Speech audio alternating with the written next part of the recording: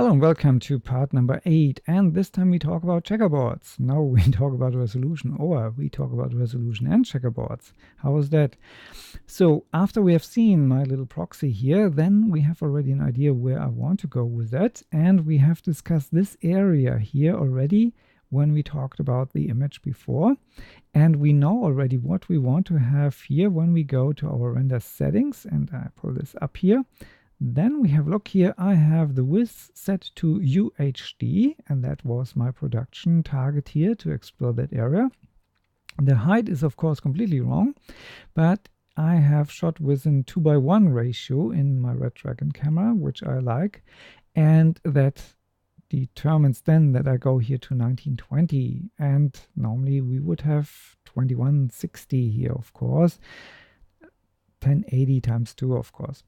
And that gives me then here numbers like this, and I will get a small little black seam here on the top and the bottom, but I can live with it. But I wanted to show that, of course.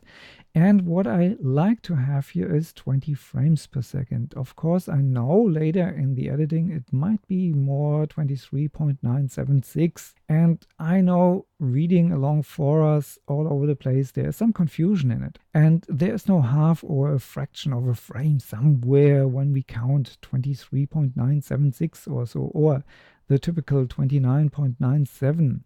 It's just a counting method, and with 29.97, every thousandth frame is just skipped, a full frame, not a fraction, nothing in that area. But as we talk here about full frames, I like to have it always as just a single little image, and that then inside of a sequence.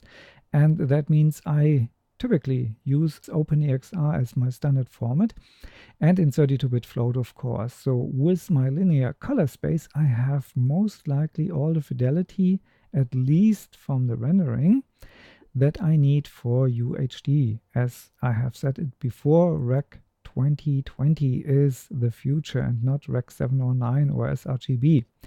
Talking about sRGB and smaller frame rates and smaller bit depths, that is what I use most often here in the scene. And you can see here resolution 960 by 480. sRGB and 8-bit. The horror. No, not the horror. It's called the proxy.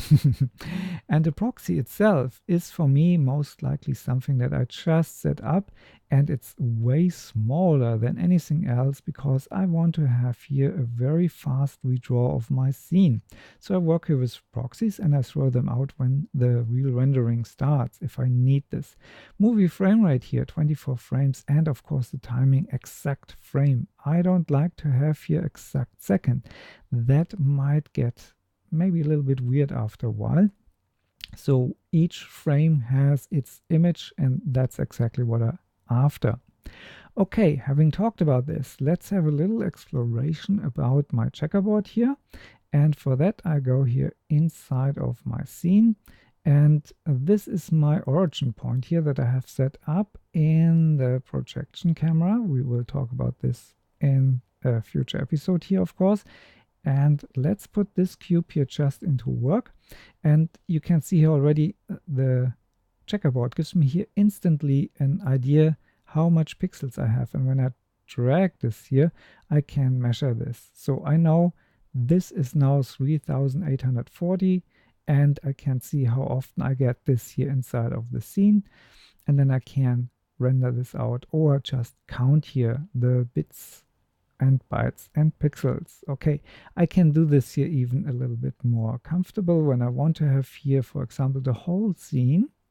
Then I know exactly we have here 8 separations for 3840 pixels. That would be then 480 pixels for each square, and we need 1.5 times higher. That means 640 pixels would be then 1 square here if I want to have the full UHD, at least in the minimal configuration here from the scene. When I go back in space, you can see it gets smaller and smaller. That means I need less and less pixels here. Make your tests with something like this. I have attached this in the forum more than often, and if you can't find it, just ask me. I'm happy to supply this, of course.